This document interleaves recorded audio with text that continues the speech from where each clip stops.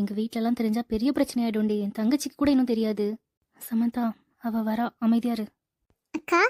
வா அப்சரா, கிளம்பலாமா? போலாம்க்கா. நித்யா, நானும் உன் கூட உங்க வீட்டுக்கு வரேன். எங்க வீட்டுக்கு இப்ப போனா போர் அடிக்கும். சரிடி வா. நித்யா, அங்க ஒரு ஆட்டோ வருது, அந்த ஆட்டோல ஏறி போலாம். சரிடி. அண்ணே, அண்ணே, இங்க வாங்க. அண்ணே, ஷெனாய் நகர் போகணும். போலாம்மா. ஆளுக்கு 15 ரூபா. ஓகே அண்ணா. லேட்டர். ஐராமா, இந்த காஃபி கொண்டு வந்திருக்கேன், 3 பேர் குடிங்க. சரிம்மா, வைங்க. என் மாடு, வா என் தலைமையில ஏறி உட்காரு. எவ்வளோ ஒய்யாரமா ஏறி உட்கார்ந்துருக்கா பாரு. கீழே இறங்குடி. அம்மா, இப்படி உட்கார்ந்தாதான் ஜாலியா இருக்கு.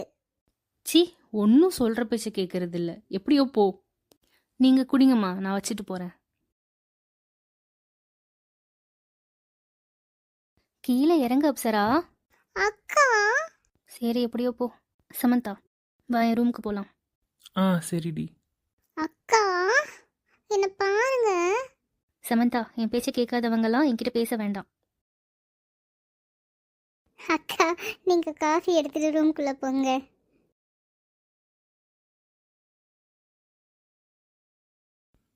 நித்யா, ஏன் இவ்வளோ டென்ஷன் ஆகுற? அதெல்லாம் ஒன்றும் இல்லடி. இல்ல, நான் அந்த பையனை பத்தி கேட்டதுல இருந்தே நீ கொஞ்சம் சரியில்லை. என்னாச்சுடி? இல்லடி, பயமா இருக்கு. ஏய், என்ன ஆச்சு? தெளிவா சொல்லு.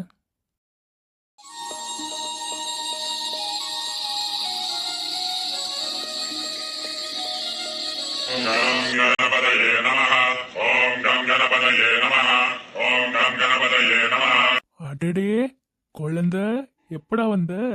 இப்பதான் சாமி வந்தேன். அபிஷேகம்லாம் முடிஞ்சிருச்சா?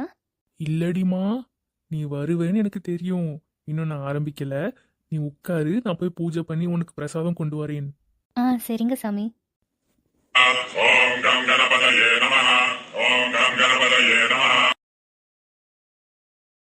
கடவுளே, எல்லாருமே நல்லா இருக்கணும்.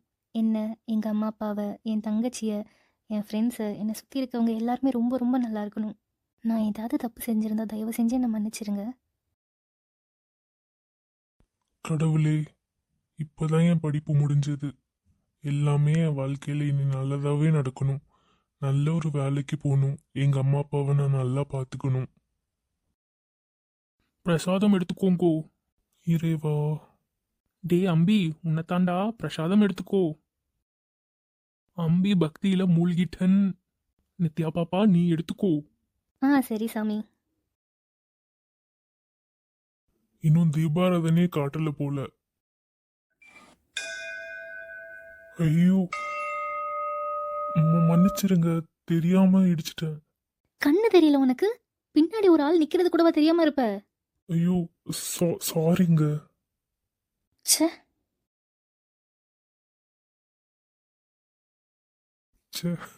தெரியாம இடிச்சிட்டோம். ஆனா அந்த பொண்ணு ரொம்ப அழகா இருக்கா. கடவுளே, தேங்க்யூ.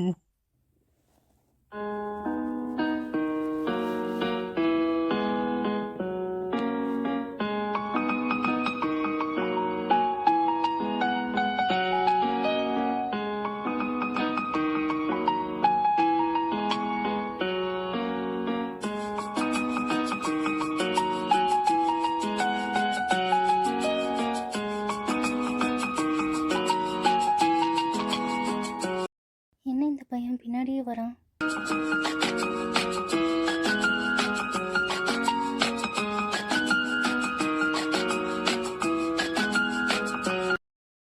மாப்ள, டேய், நீ எங்கடா இங்க? ஏண்டா, நீ தானடா பைக் ரிப்பேர் ஆயிடுச்சுன்னா கோயில்ல இருக்க மாப்பிள்ள வந்து கூட்டிட்டு போன்னு சொன்ன. ஐயோ, சாரிடா, மறந்துட்டேன். ஆமா, யார் இது? யார் எது? டேய், அந்த பொண்ணையே பார்த்துட்டு இருந்த, பின்னாடியே போயிட்டு இருந்த, யாருடா அது? அதுவா, தெரியலடா. சரி, இல்ல. எனக்கு இது யாருன்னே தெரியல. இவன் கிட்ட நான் என்னன்னு சொல்லுவேன்? சரி சரி, போலாமா? போலாண்டா. அன்னைக்கு தான் அவனை முதல் முறையாக பார்த்தேன்டி. அதுக்கப்புறமா அடிக்கடி பின்னாடியே வரான். எனக்கு என்ன பண்ணுறதுனே தெரியல. சரிடி, பயப்படாத. நீ பயந்தா எல்லாம் சரியாயிடுமா? அடுத்த வாட்டி அவன் உன் பின்னாடி வந்தானா இம்மிடியேட்டா என்கிட்ட சொல்லு. சரிடி. ஆ ஆனால் சமந்தா, எனக்கு தெரிஞ்சு ஈவினிங் ஆனால் பைக் எடுத்துகிட்டு எங்கள் ஏரியா கிட்ட வருவான். நான் அவனை அடிக்கடி பார்த்துருக்கேன். சப்போஸ் இன்னைக்கு வந்தான்னா உனக்கு யாருன்னு காட்டுறேன். அப்ப சூப்பரு. யாருன்னு காட்டு, பாத்துரலாம். உனக்கு அவனை லவ் பண்றதுக்கு ஏதாவது ஐடியா இருக்கா? ஹே சேச்சே, அப்படிலாம் ஒன்றும் கிடையாது. அவன் யாருன்னே தெரியல. அவன் பேர் கூட எனக்கு தெரியாது. அப்படி இல்லை நித்யா, இப்படிதான் எல்லாமே ஸ்டார்ட் ஆகும். அதுக்கப்புறமா உனக்குமே அவனை கொஞ்சம் கொஞ்சமா பிடிக்க ஆரம்பிச்சிரும். யார் என்ன சொன்னாலும் நான் யாரையும் லவ் பண்ணுறதா இல்லை. எங்கள் அம்மா அப்பாவுக்கு பிடிச்ச மாதிரி தான் நான் இருப்பேன். அதுவும் இல்லாமல் உனக்கே தெரியும்ல, எங்கள் அம்மா அப்பா லவ் மேரேஜ்னு. எங்களுக்கு எந்த சைடில் இருந்துமே சொந்தம்னு யாருமே இல்லை. நாங்கள் ஒரு அனாதையாக வாழ்ந்துட்டு இருக்கோம். இப்போ வரைக்கும் எங்கள் அம்மா வீட்டு சைடில் இருந்தோ இல்லை எங்கள் அப்பா வீட்டு சைடில் இருந்தோ வந்து எங்ககிட்ட பேசவே இல்லை. நாங்கள் பிறந்ததுக்கு அப்புறமாவது எல்லாமே சரியாயிரும்னு எங்கள் அம்மா அப்பா நினச்சாங்க. ஆனால் அதுவும் நடக்கலை. அப்போவே முடிவு பண்ணிட்டேன், பண்ணால் லவ் மேரேஜ் பண்ணவே கூடாதுன்னு. எங்கள் அம்மா அப்பா பார்த்து யாரை கை காட்டுறாங்களோ நான் அந்த பையனை தான் கல்யாணம் பண்ணிப்பேன். அதுவும் இல்லாமல் இப்போ தானே நம்ம காலேஜ் படிக்கிறோம். இந்த டயத்தில் அதெல்லாம் தேவையில்லை. சரி சரி, புரியுது. எமோஷன் ஆகாத. நான் சும்மா நார்மலாக தான் கேட்டேன். புரியுதுடி. நான் கொஞ்சம் படுக்கிறேன், தலைவலியாக இருக்குது. சரி, அப்போ நான் வீட்டுக்கு கிளம்பவா? அதெல்லாம் பரவாயில்லடி. உனக்கு இருக்கணும்னா இரு, இல்லை என் கூட சேர்ந்து தூங்கணும்னா தூங்கு, இல்லைன்னா ஃபோனில் ஏதாவது மூவிஸ் அந்த மாதிரி ஏதாவது பார்த்துட்டு இரு. சரி நித்யா.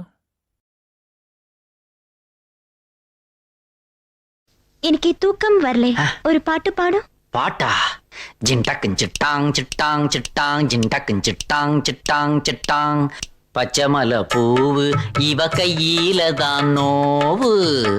எச்சிக்கல ஒருத்தன் உன்னை கத்தியால குத்திட்டான்.